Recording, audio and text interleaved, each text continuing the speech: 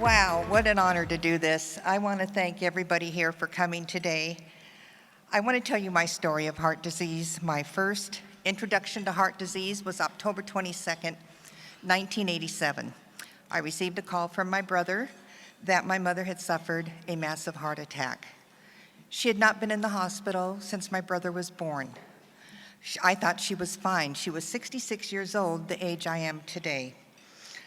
I'm sure many of you, this is your first way of learning about heart disease is a family member's in the hospital, they've had a heart attack, you run down there, a cardiologist comes out, he's drawing the little heart, he's drawing all the things they're gonna do with the vessels, and you're trying to learn it in a crash course, and meanwhile you're thinking, this isn't really happening. But it did, and unfortunately, my mother did not survive this. 1 year later, I'm at Disneyland on a ride, it's Christmas time, and I got off the ride, but my heart was still pounding. And I thought, well, that's weird. And I told my then husband, but we waited and it went back to normal. Okay. 6 months later, I had a group of 40 people at Anaheim Stadium. I had arranged a play date for us. I'm up in the stands, and all of a sudden my heart starts beating again. But this time it doesn't go back to normal. And I'm like, what's going on? But since I was with all my coworkers, all my friends, I didn't want to make any type of, draw attention to myself. So I sat there just pretending everything was fine. I was told later I'd turned gray. I was profusely sweating and slurring my words. The next thing I remember is I am brought out of the stadium on a gurney, and I was rushed to the hospital where my heart was put back into regular rhythm. I found out I had atrial fibrillation, tachycardia. Fast forward to 1993, my heart is not doing well. They're trying pills, they're trying everything, it's not working.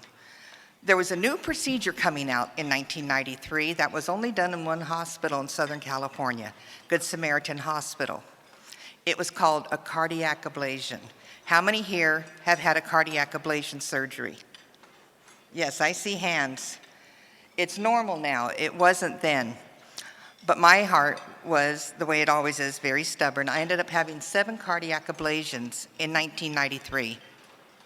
Meanwhile, I keep going. It looked like I was okay.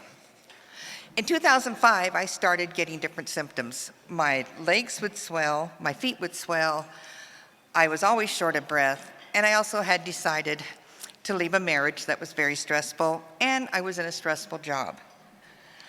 One day I was at work, and I passed out. And they took me away, which was, I didn't want to say anything, but when you're on your table, out you go. And they brought me to the hospital. I went home the next day. Apparently, I'm in front of my apartment, and I'm staggering around.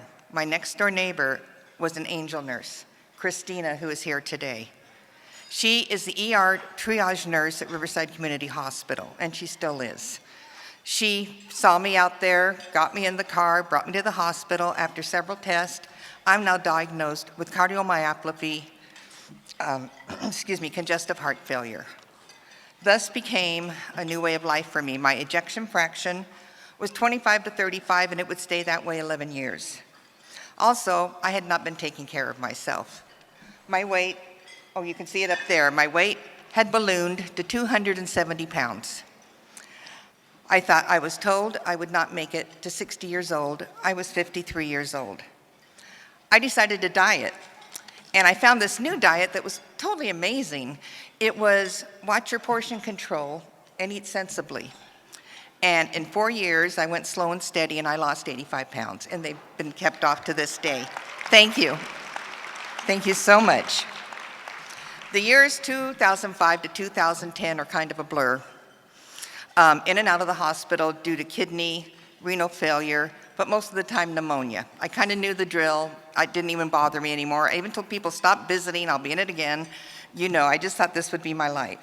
But in 2013, my health took a really bad turn that year. First off, I was at Riverside Community Hospital, the black and blue face there. If you're going to come back with tachycardia, atrial fib, and if you're going to pass out and land on your face, which I did, make sure you're in the cafeteria of Riverside Community Hospital, because that's where I did it. And I went down, and I went down. Apparently, if it's your heart, it looks like you don't have the time to grab yourself before you hit. And so back I went, back to the hospital, scaring people the way I looked. But they found out a month later I had a defibrillator pacemaker put in. Okay, 3 months later, I'm at work. I'm now a volunteer at the hospital, and I get very sick. I come home, and the worst flu I ever had in my life, although 10 times worse. And my roommate, Chris, who's my angel friend here, tried to get me to the hospital. I wouldn't go because I felt miserable. They called my RN angel, Christina. She came down. Next thing I know, I'm pushed in the car. She kind of had an idea what was going on with me. Brought to the hospital where I am now diagnosed with sepsis. That was awful. It was so horrible.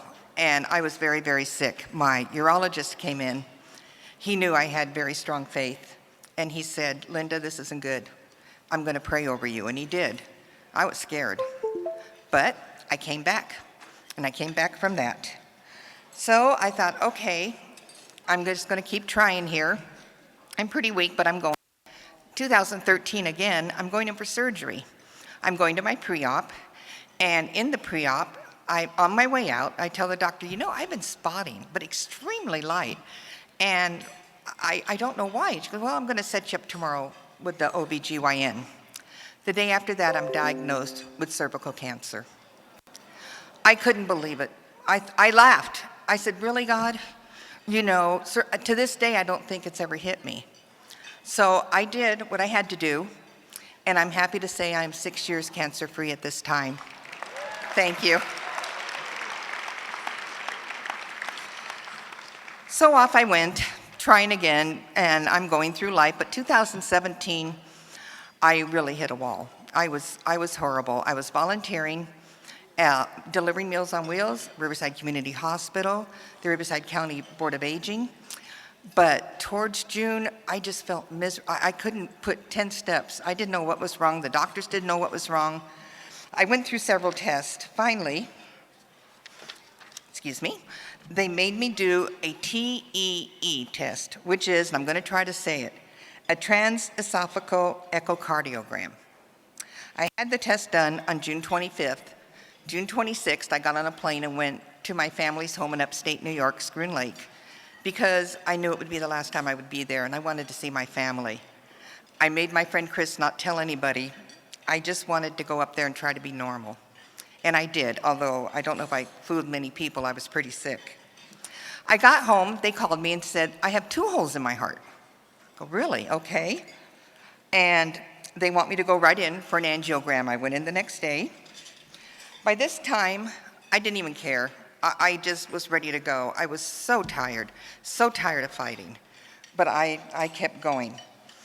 They did the angiogram, and they found out I did not have 2 holes in my heart, but a 1.6 centimeter hole in my heart where the atrial septum is. And this is what had been causing all my problem. And during the angiogram, they plugged it. And I go, what? And they plugged it like a spool of thread. Plugged it. I asked the doctor, how'd you do that? He said, if I told you, I'd have to kill you. So I said, okay, that's fine. Prior to this, probably at the beginning of 2017, I was on about 2 bottles of oxygen a month. By June of 2017, I was on 4 to 6 bottles a week and always running out of oxygen. I felt so amazing, I couldn't believe it. I went into the hospital in a wheelchair with oxygen, extremely sick, and walked out like I'd never been sick a day in my life the next day. It was amazing.